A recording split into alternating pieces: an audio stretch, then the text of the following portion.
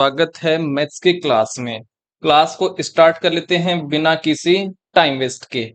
पहला क्वेश्चन है आपके सामने। आज का पहला क्वेश्चन है, यदि 0.139 प्लस 0.75 प्लस 2.105 माइनस ये आपका है टोटल, और यहां पर आपको के का मान पता करना है। कैसे हल करेंगे? तो सबसे पहले इन संख्याओं को हम क्या कर लेंगे, जोड़ लेंगे। तो इन संख्याओं को जोड़ेंगे तो क्या बन जाएगा, देखिए 4 9 9 और ये पॉइंट और 2.994 हो गया है। फिर माइनस का चिन्ह है तो माइनस। अब 1.001 को किससे गुणा करेंगे, 1.1 से गुणा करेंगे। तो गुणा करिए, तो पहले गुणा कर लो, पॉइंट को छोड़ दो एक बार। तो ये आ गया 1 0 और 1 1, ये आ गया है। कितने पॉइंट डिजिट हैं, 3 और 1 4, मतलब पॉइंट के बाद में 4 डिजिट हैं, तो 4 अंकों को छोड़ दो, पॉइंट लगा देंगे। तो ये लगा दिया है पॉइंट, तो आ गया है 1.1011, ये आ गया है। और बराबर में कौन बैठा है इनके बराबर में, 2 माइनस के है। अब क्या कर लेंगे, 2.994 में से 1.1011 घटा देंगे। तो घटाइए, तो ये बच गया है 9298.1, ये बच गया हमारे पास। और बराबर में है 2 माइनस के है। अब मैं क्या कर दूं, के का मान मेरे को निकालना है, तो इस 2 को इस तरफ भेज दूंगा, तो ये क्या हो जाएगा, माइनस का हो जाएगा। तो ये 1.8929 और माइनस का 2, और बराबर हो गया माइनस का के। 2 में से निकालेंगे 1.829 निकालेंगे, तो हमारे पास ये क्या बन जाएगा, ये आ जाएगा, एक पॉइंट लग गया है, फिर 701, ये आया हमारे पास।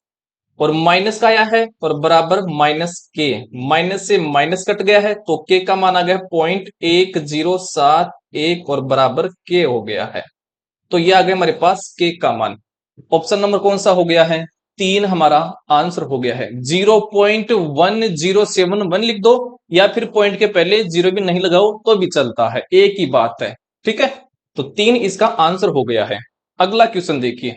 अगला क्वेश्चन है, यदि ए का मान -3/4 और बी का मान हमें दे रखा है 5/6 है, तो निम्न में से इनके बीच में कौन सा नहीं हो सकता है संख्या। तो एक का तो मान है हमारे पास -3/4। चलो, 4 का भाग 3 में दीजिए तो पॉइंट लग गया है, और 728, और ये आ गया हमारे पास क्या, 5 आ गया है। और क्या आया है, माइनस का, तो माइनस का 0.75 आया है। अब बी का मान क्या है, बी का मान हमारे पास 5/6 है, तो 6 का भाग 5 में दीजिए, तो कितनी बार जाएगा, तो ये पॉइंट लग जाएगा। और 8 6 48 और 6 18, गया है 0.83 आया है। ठीक है, अब सुनिए, हमें क्या करना है, इनको भी हल कर लेना है। किनको, इनको, जैसे एक में 2 का भाग दीजिए तो कितना आया है, 0.5, और वो भी किसका आया है, माइनस का, माइनस का आया है 0.5। यहां पर भी भाग दीजिए तो माइनस की वैल्यू आएगी, 5 का भाग 2 में दीजिए तो आ जाएगा 0.4, और यहां पर भी भाग दे लीजिए तो माइनस की वैल्यू आएगी, तो 0.7963, 7 बार, और बच गया है 7 और 7, ये पॉइंट स्वतंत्र आ गया है। अब सुनिए, जीरो यहां पर है, तो मेरे को बताइए माइनस का 0.75 और एक है 0.83, इनके बीच में कौन कौन सी संख्या आएगी, तो देखिए जीरो भी इसके बीच में आ जाएगी, आएगी बिल्कुल। यहां पर क्या है, 0.5 है माइनस का, तो यहां पर इनके बीच में भी 0.5 है, ये भी आ जाएगा। और इनके बीच में पॉइंट माइनस का 0.4 भी है, बिल्कुल आएगा। लेकिन देखिए 0.77 है क्या, देखिए यहां पर तो 0.75 है, इससे पहले आना चाहिए था क्या, 0.77 आना चाहिए था, तो ये है ही नहीं। तो ऑप्शन नंबर 4 हमारा क्या हो गया है, आंसर हो गया है। ठीक है, समझ में आ गया होगा। अगला क्वेश्चन देखिए। अगला क्वेश्चन है, 1.7 गुणा 10⁴ और 12.5 गुणा 10⁻⁻6 के गुणनफल को मानक रूप में k गुणा 10⁻n द्वारा व्यक्त किया जाता है, तो 2k प्लस n का मान हमें पता करना है। तो गुणा करते हैं इनको, तो 1.7 गुणा 10⁴ और गुणा 12.5 गुणा 10⁻⁻6 ये है। तो हम क्या करेंगे, 17 को किससे गुणा कर लू मैं, 17 को हमें गुणा करना है 12.5 से, तो गुणा कर लो, तो ये हो गया है कितना, 5, 2 और ये हो गया है 21, ये आ गया है। और पॉइंट के बाद में कितने डिजिट है, 1 और 2, 2 डिजिट है, तो ये पॉइंट लग गया है 21.25 आ गया है। अब घात को कंप्लीट कर ले, तो देखिए यहां पर 10⁴ है और 10⁻⁻6 है, तो जब आधार समान हो, देखिए इनके आधार 10-10 हैं, तो आपकी घात जुड़ जाती है। तो यहां पर 4 घात प्लस की है और ये माइनस की है, तो 6 में से 4 घटा दो तो कितना है, -2, तो 10 या क्या आ गया है, -2। हमें एक पॉइंट ही, एक डिजिट ही आगे लाना है, तो इसको मानक रूप में रख दू, तो एक को पीछे ले जाऊं तो 2.125, ऐसा करने पर इसमें से -2 में से एक घात घट जाए, क्योंकि एक पॉइंट को सरकाया हमने, तो 10⁻⁻1 हो गया है। यहां तक आपको समझ में आ गया होगा, ठीक है। अब सुनिए, ये इस रूप में आ गया है, k गुणा 10⁻n के रूप में आ गया है। इसका मतलब ये क्या हो गया है कि k का तो मान आ गया है 2.125 और n का मान क्या आ गया है, -1 आ गया है, ठीक है। तो k का मान तो आ गया है 2.125 और n का मान हमारे पास आ गया है -1 आ गया है। हमें किसका मान निकालना है, 2k प्लस n का मान निकालना है, तो 2 गुणा 2.125 और साथ में क्या है, n की वैल्यू -1 है, तो -1। अब क्या कर लो, गुणा कर लो इनको, तो 2 दूनी 5 दूनी 10, 1 4 और 1 5 और 2 और ये हो गया है 4, और ये घटाना है -1, घटा दो इसमें -1, तो 3.25 और 0 भी है, तो ये आंसर हो गया है। तो 3.25 या 3.250 ये आंसर हो गया। ऑप्शन नंबर 4 हमारा हो गया है आंसर। अगला क्वेश्चन देखिए, अगला क्वेश्चन है, दो संख्याएं 3:5 के अनुपात में है, यदि प्रत्येक संख्या में 12 जोड़ दिया जाए तो यह अनुपात 5:7 हो जाता है, दी गई दोनों संख्याओं का योग निकालो। तो पहली संख्या अनुपात दूसरी संख्या का अनुपात हमें दे रखा है 3:5, जब इनमें दोनों में 12-12 जोड़ दिया गया तो नया अनुपात आ गया है 5:7 आ गया है। तो 5 से ये 7 हो गई है, कितने की वृद्धि हो गई है, 2 की, और यहां पर भी 3 से 5 हो गया, कितने की वृद्धि हो गई है, 2 की, और 2 का मान हमें दे रखा है कितना, कि 12 जोड़ा गया है, तो 2 का मान दे दिया है 12, तो एक का मान निकाल लूं कैसे, 12 में 2 का भाग दे दो, तो कितना आ गया है, 6 आ गया है, ठीक है। हमें क्या बोला है, संख्याओं का योग निकालो, तो 3 और 5 को जोड़ो, कितना हो गया, 8, और 8 को गुणा कर देंगे तो 6 आया है, इससे गुणा कर देंगे तो कितना हो गया, 8 6 48, तो दोनों संख्याओं का योग आया गया है 48, ऑप्शन नंबर 3 हो गया है आंसर।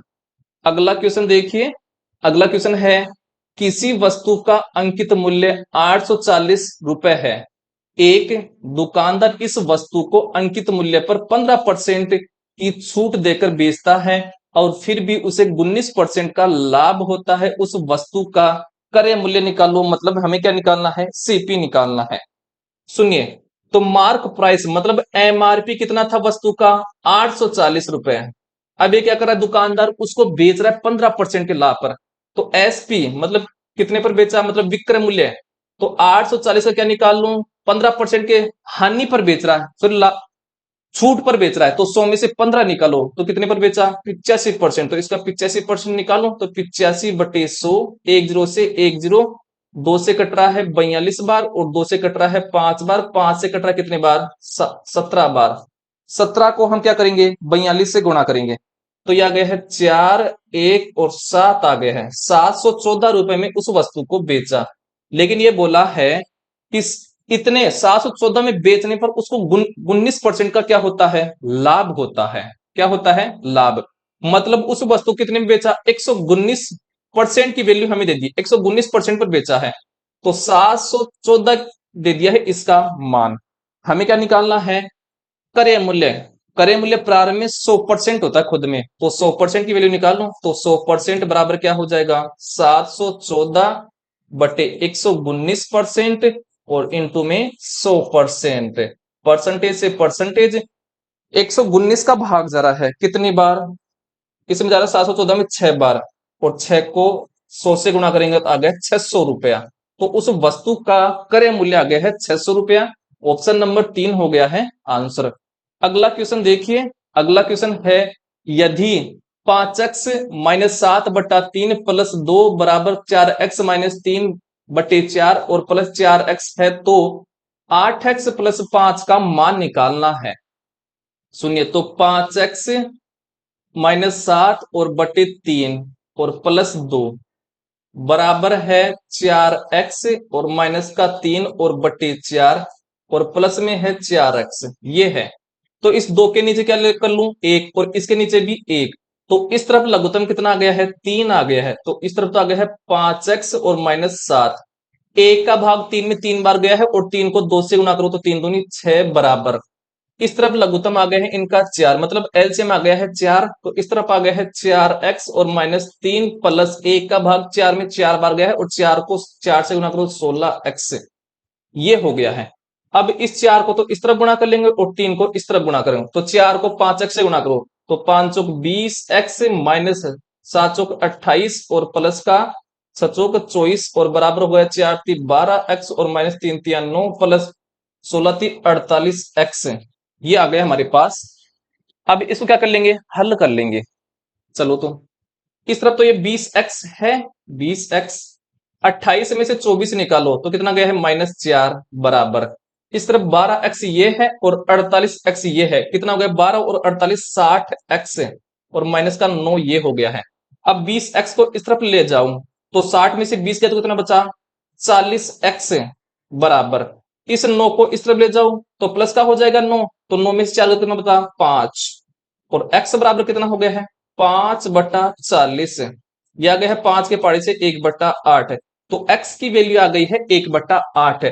हमें वैल्यू निकालनी है 8x प्लस 5, तो 8 गुणा x की वैल्यू आ गई है 1/8 और प्लस 5, 8 से 8 एक बार कट गया है, और 1 को 1 से गुणा कर, तो 1 प्लस 5, तो 5 रेख 6, ये आ गया है 6। ऑप्शन नंबर ए हो गया है आंसर, एक आंसर हो गया है। ठीक है, समझ में आ गया होगा, तो 6 होगा इसका आंसर। नेक्स्ट क्वेश्चन चलिए, अगला क्वेश्चन चलिए, अगला क्वेश्चन है, मान लीजिए P की वैल्यू हमें ये दे रखी है, Q की वैल्यू ये है, और R की वैल्यू ये है, और बोल रखा है P plus Q minus R का मान बताइए। चलिए, तो हमें बताना है क्या, P प्लस Q ये कोष्टक के अंदर है, और माइनस R, इसकी वैल्यू हमें बतानी है। तो P का मान रखिए, तो P का मान क्या है, 12xy माइनस 10y² और माइनस 18x², और प्लस है क्यों, क्यों का मान कितना दे रखा है, 14x² प्लस 12y² और प्लस का 9xy, फिर देखिए माइनस का चिन्ह है, माइनस। अब सुनिए, आर की वैल्यू कितनी है, आर की वैल्यू है 5y² आ गया। अब यहां का ये माइनस का चिन्ह है, कहां का, ये वाला माइनस का चिन्ह है, इस माइनस चिन्ह को क्या कर देगा, प्लस कर देगा, तो प्लस क्या हो जाएगा, x²। फिर से ये माइनस का जो चिन्ह है, इस चिन्ह को क्या कर देगा, प्लस है तो माइनस कर देगा, उल्टा कर देगा, तो माइनस से क्या हो गया है, xy।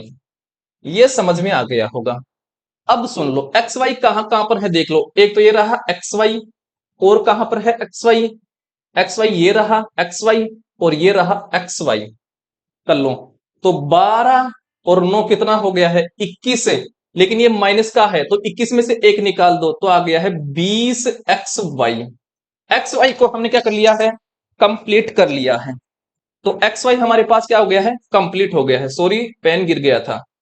अब देखिए, मैं दिखाता हूं आपको अलग से y के बारे में। ठीक है, तो वाई स्क्वायर यहां पर है, इसके अलावा वाई स्क्वायर यहां पर है, और कहां पर है वाई स्क्वायर ये रहा। तो ये तो माइनस का है, ये प्लस का है, तो 12 में से 10 गए तो कितना बचा, 2। तो 2 वाई स्क्वायर, और फिर ये माइनस का है तो 5 में से 2 निकाल दो, तो कितना बचा है 3। तो माइनस का 3 वाई स्क्वायर। वाई स्क्वायर को हमने कंप्लीट कर लिया है। अब मैं चलता हूं आगे की तरफ। आगे हमारे पास क्या है, एक्स स्क्वायर। तो एक्स स्क्वायर ये रहा, एक्स स्क्वायर ये रहा, और आपका एक्स स्क्वायर ये रहा। तो 18 तो किसका है, माइनस का है, और ये 14 प्लस का है। तो 18 में से 14 का कितना बचा, 4। तो 4 एक्स स्क्वायर माइनस का बचा है, और ये रहा 1 प्लस का, तो 4 में से 1 निकाल दो तो कितना बचा है, 3। तो ये रहा है माइनस का 3 एक्स स्क्वायर। सब क्या हो गए हैं, कंप्लीट हो गए हैं। अब देख लो तो कौन सा ऑप्शन हो गया है यहां पर आंसर। ठीक है, चलिए तो 20 एक्स वाई, कहां पर है 20 एक्स वाई, ये रहा 20 एक्स वाई। एक मिनट रुकिए, 20 एक्स वाई ये रहा 20 एक्स वाई, फिर 3 एक्स स्क्वायर, और माइनस का 3 वाई स्क्वायर। तो ऑप्शन नंबर 4 हमारा क्या हो गया है, आंसर हो गया है। इस प्रकार से आपको हल करना है, तो ये हो गया है हमारे पास हल करने पर। ठीक है, अगला क्वेश्चन देखिए। अगला क्वेश्चन है, यदि एक्स घात 4 प्लस 1/x4 बराबर 322 है, और ये बोल रहा है एक्स 0 के बराबर नहीं है, तो x माइनस 1/x का मान क्या होगा, ये हमें पता करना है। ठीक है, चलिए तो पहले मैं मान निकाल लूं। तो हमें क्या निकालना है, पहले x square plus 1/x square मान निकालना है। तो जब भी निकालेंगे तो क्या करेंगे, जो ये मान दे रखा है एक्स की घात 4/1/x4, इसका जो मान दे रखा है 322, इसमें क्या जोड़ देंगे, 2 जोड़ देंगे, और इसका अंडर रूट निकाल लेंगे। ये आ गया है, फिर आ जाएगा हमारे पास x square plus 1/x square. ठीक है, चलिए क्या कर लू मैं, तो ये कितना हो गया है 324, और 324 किसका स्क्वायर होता है, ये होता है 18 का, तो 18 आ गया है 12। तो x square plus 1/x square, इसका मान आ गया है 18। क्या आ गया है, 18 आ गया है। अब हमें किसका मान निकालना है, एक्स माइनस 1/x, इसका मान निकालना है। तो क्या करेंगे, जो ये मान दे रखा है 18, इस 18 में क्या करूंगा, -2 घटा दूंगा, और इसका वर्गमूल निकाल लूंगा। तो कर लो, 18 में से 2 का कितना बचा, 16, और 16 किसका वर्ग होता है, 4 का, तो इसका वर्गमूल आ गया है 4। तो x माइनस 1/x की वैल्यू आ गई है 4। ये मैंने आपको शॉर्ट रूम में बता दिया है। अगर इसका आप बेसिक जानना चाहते हो तो कमेंट जरूर कर देना है, मैं अच्छे से समझा दूंगा। ठीक है, कैसे, मैंने ये फॉर्मूले लगाए हैं, यहां पर मैं शॉर्ट रूम में बता देता हूं, जब समझ में नहीं आ रही कमेंट जरूर कर देना है। आपने एक फॉर्मूला पढ़ा होगा, x square plus 1/x square, इसका मैं क्या कर दूं, वर्ग कर दूं, तो मेरे पास क्या जाएगा, एक्स घात 4 प्लस 1/x4, और ये आ जाएगा क्या,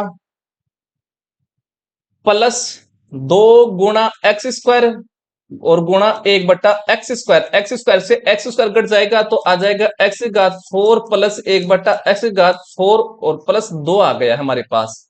ठीक है, और ये इस तरफ क्या है हमारे पास, एक्स स्क्वायर प्लस 1/x घात, ये आ गया हमारे पास। ठीक है, अब हमें इसकी वैल्यू दे रखी थी, इसकी क्या दे रखी थी, वैल्यू कितनी दे रखी थी हमें, 322, और साथ में ये 2 है तो प्लस 2, तो ये कितना हो गया है, 324।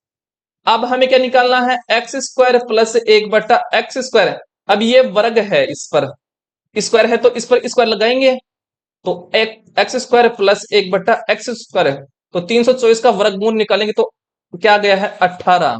क्या गया है 18। ठीक है, इस प्रकार से फिर हमने क्या लगा दिया फॉर्मूला, वो लगाया था एक्स माइनस 1/x का होल स्क्वायर। ये क्या है, सर्व समीकरण है।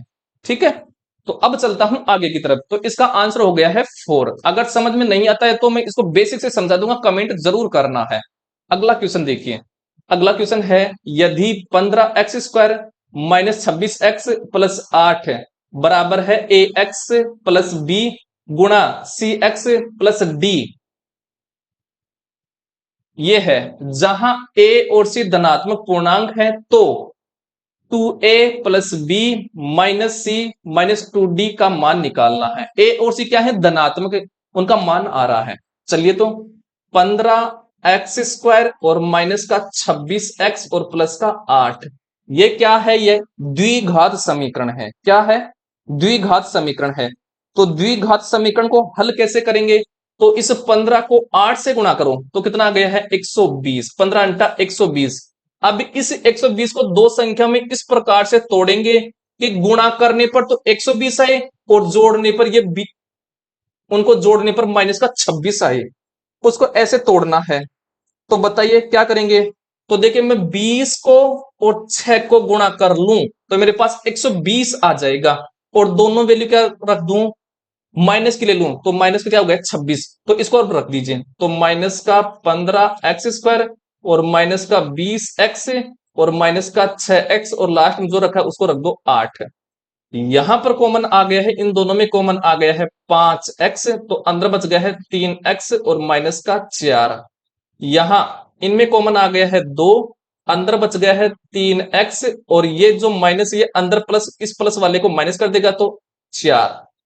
ठीक है, ये समझ में आ गया होगा। ठीक है, इसको मैं साफ कर देता हूं, ये लीजिए। अब एक तो क्या आ गया यहां पर कॉमन, 3x और माइनस का 4, एक गुणनखंड तो ये आ गया है, और दूसरा गुणनखंड क्या आ गया है 5x, तो यहां से ले लो और माइनस का 2 यहां से ले लो, ये हो गया है।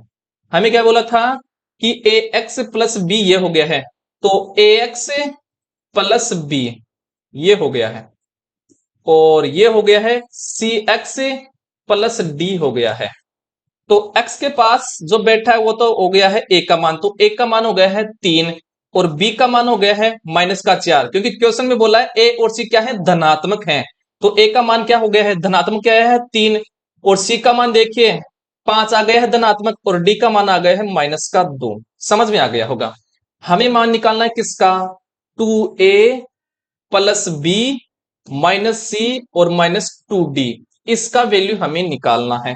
निकालिए तो 2 गुणा ए की वैल्यू आ गई है 3 प्लस बी की वैल्यू कितनी आई है, माइनस का 4 है, तो माइनस का 4 लीजिए, माइनस का चिन्ह लगा दिया और 4 लिख दिया। माइनस सी की वैल्यू कितनी आई है, तो सी की वैल्यू हमारे पास 5 है, तो 5 माइनस 2 गुणा डी की वैल्यू हमारे पास माइनस 2 है, तो माइनस 2 रख दीजिए। ये हो गया 3 दूनी 6, और ये हो गया है देखिए माइनस का 4 और माइनस का 5, ये कितना हो गया है माइनस का 9, और 2 को 2 से गुणा करो तो 4, और माइनस को माइनस गुणा करो तो प्लस हो गया है 4। यहां तक समझ में आ गया होगा। अब क्या कर लेंगे, 6 और 4 कितना हो गया 10, और माइनस का 9 ये आ गया है 1। तो इसका आंसर आया है 1, ऑप्शन नंबर 2 हो गया है आंसर। अगला क्वेश्चन देखिए, अगला क्वेश्चन है त्रिभुज एबीसी और त्रिभुज ए डीईएफ में यदि ए बी बराबर है ई एफ के और बी सी बराबर है डीई के तथा सी ए बराबर है एफ डी के, तो बताना है कि सर्वांग कैसे लिखेंगे। आइए बात कर लेते हैं इसके बारे में अच्छे से। ठीक है, मैं त्रिभुज बना लूं अच्छे से, 2 त्रिभुज बनाता हूं। ये लीजिए एक त्रिभुज तो, और दूसरा त्रिभुज ये लीजिए, दूसरा त्रिभुज ये रहा।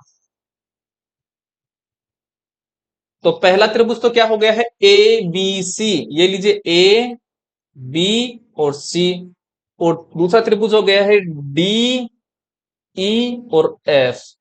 ये समझ में आ गया होगा। अब यहां पर ये बोल रखा कि ए बी, ये वाला ए बी ये किसके बराबर है, ई एफ के, इसके बराबर है।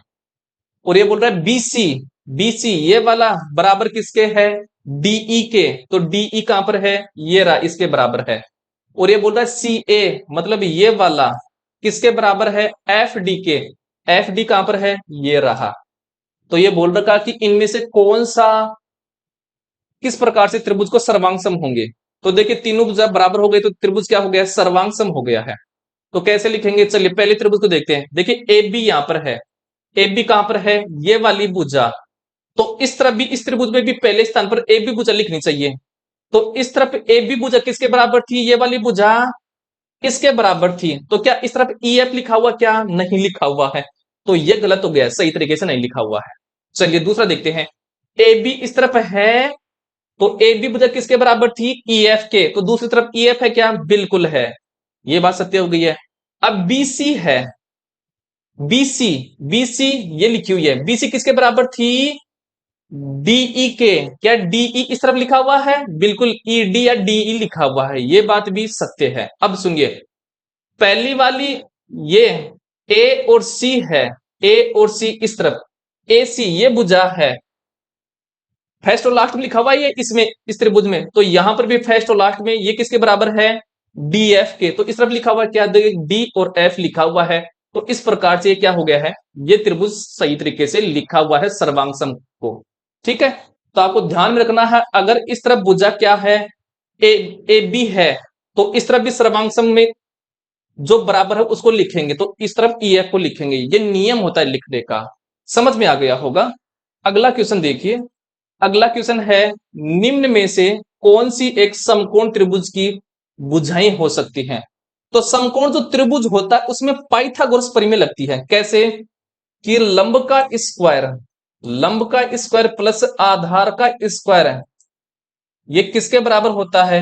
कर्ण के स्क्वायर के बराबर होता है। तो अगर इसमें शुरुआत की दो भुजाओं का वर्ग का योग अगर लास्ट की भुजा के वर्ग के योग के बराबर आता है, तो वो क्या है? समकोण त्रिभुज है, अन्यथा नहीं है। तो चेक करना पड़ेगा हमें प्रत्येक को ऐसा करके। पहले को चेक कर लेते हैं। चलो, 20 का स्क्वायर होता है 400 और 21 का स्क्वायर होता है 441। इनका योग किसके बराबर होना चाहिए? 31 के वर्ग के योग के बराबर होना चाहिए। 31 का वर्ग होता है 961। इन दोनों को जोड़िए तो 1 4 8, इस तरफ 841 है, ये 961 होता है, और इस तरफ 961 है, तो ये बराबर नहीं आ रहा है, तो ये तो नहीं होगा। पहला वाला तो समकोण त्रिभुज नहीं है। दूसरा वाला चेक करते हैं। तो 35 का स्क्वायर होता है आपका क्या? 1225 प्लस स्वतंत्र का स्क्वायर क्या होता है? 59 29। कितना होता है? 59 29। ये इसका वर्ग का योग किसके बराबर होना चाहिए? 88 के वर्ग के। 88 का वर्ग होता है 77 44। कितना होता है? 77 44।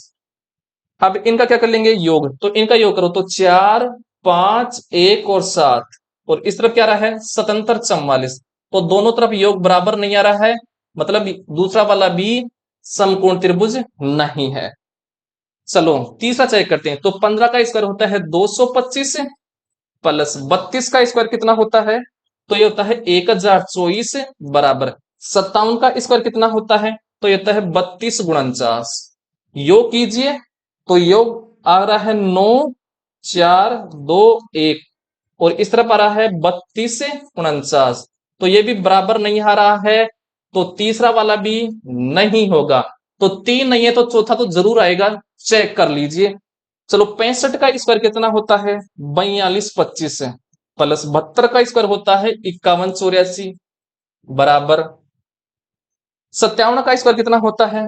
94 09। इनको जोड़िए तो ये आ गया है 9 0 4 और 9, और ये बराबर किसके आ गए हैं? 94 09 के। तो दोनों इनका योग क्या हो गया है? बराबर आ गया है। तो ये क्या है आपका? ऑप्शन नंबर 4 क्या है? समकोण त्रिभुज है। मतलब ये इस पाइथागोरस प्रमेय का क्या कर रहा है? पालन कर रहा है, और जो इसका पालन करेगा वही क्या होगा? समकोण त्रिभुज होगा। अगला क्वेश्चन देखिए। अगला क्वेश्चन है, किसी बहुफलक के 7 फलक और 10 शीर्ष हैं, इस बहुफलक के किनारों की संख्या क्या है? जब भी इस प्रकार के क्वेश्चन आए, आपको एक सूत्र ध्यान में रखना है, क्या? कि v minus E plus F और बराबर होता है 2।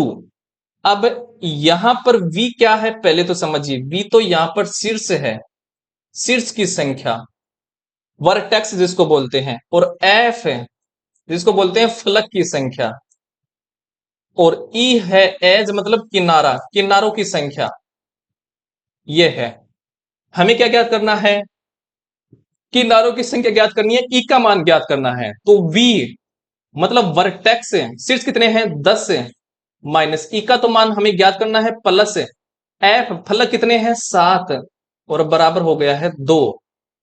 ठीक, तो ये 10 और 7 कितना हो गया 17, तो माइनस ई बराबर, ये 17 इस तरफ जाएगा तो माइनस का हो जाएगा, तो 2 माइनस 17, तो माइनस ई बराबर 17 में से 2 गए तो कितना बचा 15, तो माइनस का 15, और माइनस माइनस से कट गया है तो ई का मान कितना हो गया है 15, मतलब किनारे कितने आ गए हैं 15 आ गए हैं। ऑप्शन नंबर 3 हो गया है आंसर। अगला क्वेश्चन देखिए, अगला क्वेश्चन है त्रिभुज एबीसी में भुजा AB को E तक और भुजा CA को D तक बढ़ाया जाता है। तो ये बोल रखा है यदि कोण BAD 125 डिग्री और कोण EBC 100 डिग्री है तो निम्न में से कौन सा सत्य है, ये हमें बताना है। आइए बात कर लेते हैं। तो मैं एक त्रिभुज बना लेता हूं, चलिए त्रिभुज बनाते हैं एक यहां पर। ये मेरे पास एक त्रिभुज है और इस त्रिभुज का क्या नाम है ABC, A B और C, ये त्रिभुज है। अब इसमें बोला है कि AB को E तक बढ़ाया जाता है, तो E तक मैं बढ़ा दूं AB को, लीजिए बढ़ा देता हूं इसको, तो ये बढ़ाता हूं, ये बढ़ा दिया मैंने। और क्या बोल रखा है कि AB को तो E तक बढ़ा दिया और CA को D तक बढ़ाता है, तो CA, तो इसको बढ़ाना है आगे की तरफ, ये लीजिए इसको बढ़ा दिया है, इसको नाम दे दूं तो ये तो हो गया है E और ये हो गया है D।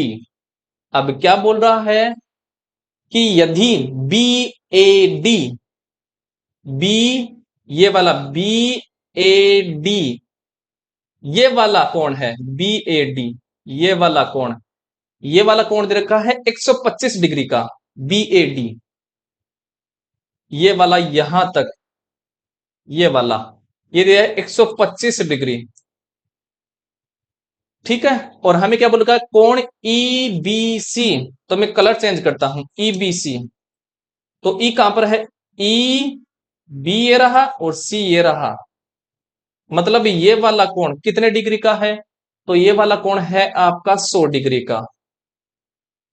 समझ में आ गया होगा। तो ये बोल रहा है निम्न से कौन सा कथन सत्य है। चलिए, तो मैं ये वाला अंदर वाला ये वाला कोण निकाल लूं, ये वाला, तो ये टोटल ये सीधी लाइन है, तो सीधी लाइन पर बनने वाला कोण रेखिक युग्म कहलाता है, और दोनों का योग कितना होता है 180 डिग्री, तो दोनों का योग 180 डिग्री होता है, तो 180 में से 100 निकाल दीजिए तो अंदर वाला आ गया है 80 डिग्री का।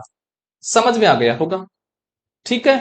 अब मुझे क्या निकालना है, सुनिए, मेरे को निकालना है क्या कोण, कोण निकालना है मेरे को कौन सा बी ए और डी निकालना है। तो क्या करूंगा, ये टोटल होता है 180 डिग्री का, रेखिक युग्म है ये, तो 180 में से 125 निकाल दो तो कितना आ गया है, तो आ गया है 55 डिग्री का, तो ये कोण आ गया है एक 55 डिग्री का। और ये आपका क्या है ये वाला, सुनिएगा मैं दिखा दूं आपको एक बार, मैं कलर चेंज कर लेता हूं। ये वाला जो है, ये वाला, ये एक क्या है त्रिभुज है, ये क्या है त्रिभुज है, और त्रिभुज के तीनों कोणों का मान क्या होता है 180 डिग्री होता है। क्या होता है 180 डिग्री, तो ये कोण 55 है, ये कोण 80 है, तो 80 और 55 को जोड़ो तो कितना हो गया 5, 135 हो गया है। तो मेरे को कौन सा कोण निकालना है, ये वाला कोण, तो 180 में से क्या निकाल दूं, 180 में से 135 निकाल दो, तो ये कितना आ गया 5, और ये कितना आ गया है 4, 45 डिग्री आ गया है इसका मान। मैंने सब निकाल लिए हैं। अब ऑप्शन को चेक करते हैं, आइए। ये बोल रखा है कि त्रिभुज एबीसी समद्विबाहु त्रिभुज है। समद्विबाहु त्रिभुज कौन सा होता है, जिसकी दो भुजाएं बराबर होती हैं। क्या ये समद्विबाहु त्रिभुज है, क्या नहीं है। देखिए ये 45 डिग्री का कोण है, ये 45 डिग्री का कोण, तो इसके सामने वाली भुजा ये हो गई है, और इसके सामने वाली भुजा ये है, और इसके सामने वाली ये भुजा है। तो इनमें अगर दो कोण बराबर होते तो वो समद्विबाहु त्रिभुज बन जाता, तो इसके त्रिभुज के अंदर दो कोण बराबर है ही नहीं, तो ये तो समद्विबाहु त्रिभुज है ही नहीं। क्योंकि अगर दो कोण बराबर होते तो दो भुजा क्या हो जाती है बराबर हो जाती, तो ये बात क्या है गलत है। अब ये बोल रखा है कि ए बी भुजा है, ये बीसी के बराबर है। ए बी कहां पर है, तो ए बी ये वाली भुजा है, ए बी, और ये बोल रखा है बीसी, बीसी कहां पर है, ये वाली भुजा, ये वाली भुजा। तो ए बी, देखिए ये 45 डिग्री का कोण है, तो इसके सामने वाली भुजा ये हो गई है, और इसके सामने वाली भुजा ये हो गई है 55 के। तो 55 डिग्री के सामने वाली भुजा क्या हो गई, लंबी हो गई है। जिस कोण के सामने जो भुजा होगी वो लंबी होगी, जो कोण बड़ा होगा उसके सामने वाली भुजा भी क्या होगी, बड़ी होगी। तो ये 55 डिग्री का एंगल है, तो इसके सामने भुजा क्या है, बड़ी हो गई है। और ये 45 डिग्री का कोण है, तो 45 डिग्री क्या हो गया, छोटा हो गया है। तो ये बात भी क्या हो गई है, असत्य हो गई है। अब सुनिए, ये बोल रखा है कि कोण बी और कोण सी के बीच का अंतर 35 डिग्री है। कोण बी का कितना है, तो कोण बी का मान 100 डिग्री है, सॉरी 80 डिग्री है। तो कोण बी का मान है 80 डिग्री, और सी का मान कितना है, तो सी का मान है 45 डिग्री। इनका अंतर बता रहा है 35 डिग्री है, तो 5 और 3 बिल्कुल 35 डिग्री है। ये बात क्या है, सत्य है।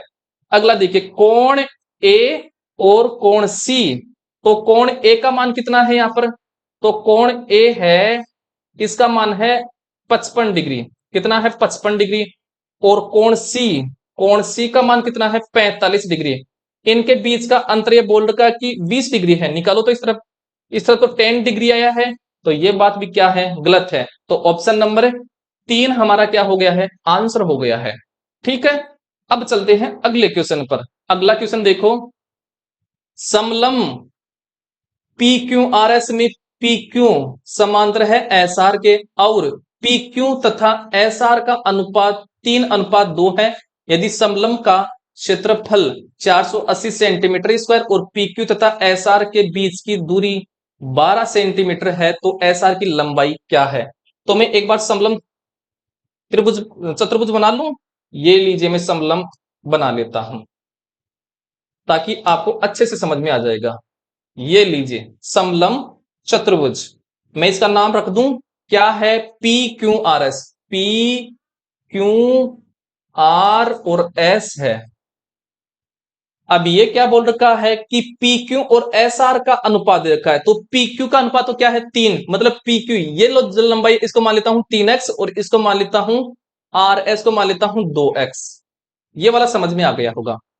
अब ये बोल रखा है यदि समलम का क्षेत्रफल 480 है, ये वाला जो अंदर वाला भाग है इसका, ये अंदर वाला भाग है इसका क्षेत्रफल 400 सेंटीमीटर स्क्वायर है।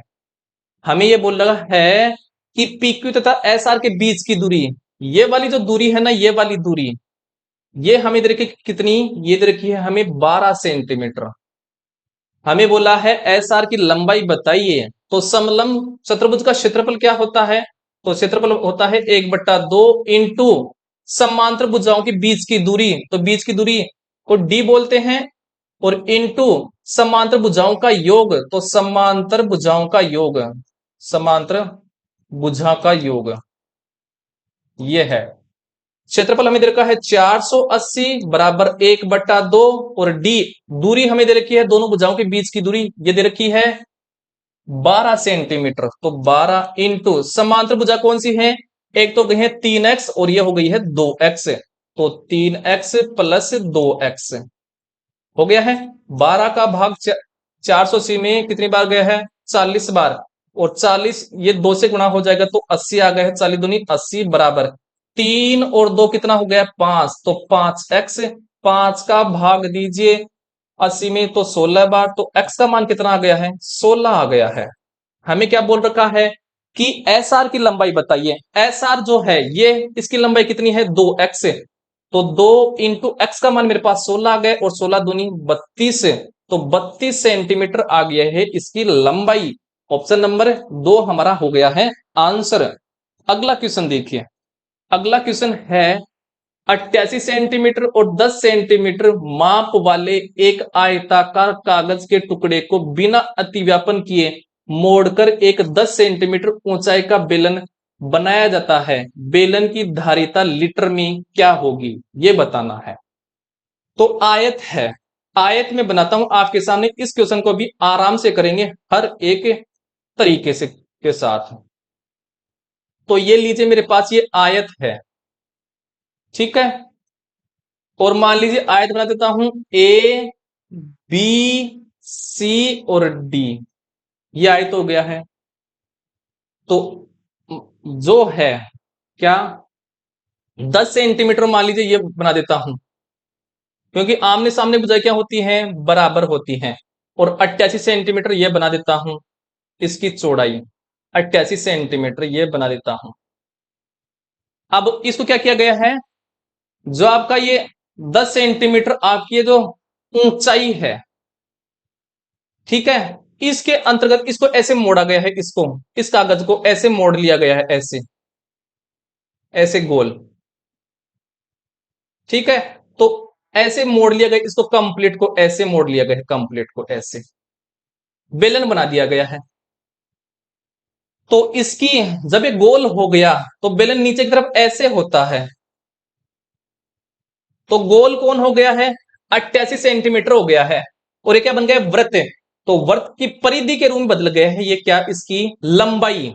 तो लंबाई बन गई है परिधि। और परिधि का फॉर्मूला क्या होता है, तो परिधि बराबर होता है, वृत्त की परिधि बराबर 2 पाई आर। क्या होता है, 2 पाई आर। परिधि हमारे पास कितनी आ गई, 88, क्योंकि 88 बन गई है परिधि, बराबर 2 पाई आर। आर का मान निकाल लूं तो 88/2, और पाई का मान क्या होता है, 22/7। तो 22 तो नीचे और 7 ऊपर, 22 चौक 88, और 2 दूनी 4, और 7 दूनी 14। 14 सेंटीमीटर क्या आ गई हमारे पास, त्रिज्या आ गई है, किसकी, बेलन की। अब हम क्या निकाल देंगे, बेलन की धारिता। धारिता का मतलब होता है आयतन। तो बेलन का आयतन निकाल दूं, तो बेलन का आयतन क्या होता है, तो बेलन का आयतन जो होता है πr²h। पाई का मान लेना है 22/7, इंटू आर का मान मेरे पास आ गया है 14, आर स्क्वायर है तो 2 बार लिख दूं, 14 × 14। और एच हमारे पास कितनी हो गई है, तो ऊंचाई तो क्या हो गई है, 10 सेंटीमीटर बन गई थी वो, है ना। तो 10 सेंटीमीटर ऊंचाई, समझ में आ गया होगा। अब देखिए हल कर लेते हैं, 7 दूनी 14, 2 बार गुणा कर लो, 22 दूनी 44, इंटू 14 को 10 से गुणा करो तो 140, ये आ गया है। तो 0, और ये कितना आ गया है, 14 को गुणा करेंगे किससे हम, तो 14 को गुणा करो 44 से, 14 चौक 56, हासिल क्यों गए हैं 5, 56 और 5 61, ये आ गया हमारे पास क्या। और आयतन की इकाई होती है क्या, ये किसमें है, सेंटीमीटर में, तो सेंटीमीटर क्यूब होती है, घन घन होता है, ठीक है। हमें किसमें बताना है, धारिता मीटर में लानी है, ये मीटर में लानी है, कैसे भी करके इसको, चलिए तो मीटर में लाएंगे, फिर लीटर में लेकर के चलेंगे इसको। तो मीटर में बदलूंगा तो यहां पर क्यूब है, तो सेंटीमीटर को बदलने के 100 का भाग देते हैं, लेकिन यहां पर 3 सेंटीमीटर है, क्यूब है, तो 100 का भाग 3 बार देंगे, तब ये बदलेगा किसमें, मीटर में। 10 से 10, तो ऊपर तो क्या गया है 616, और बटे 100 × 100 और ×10 ये है।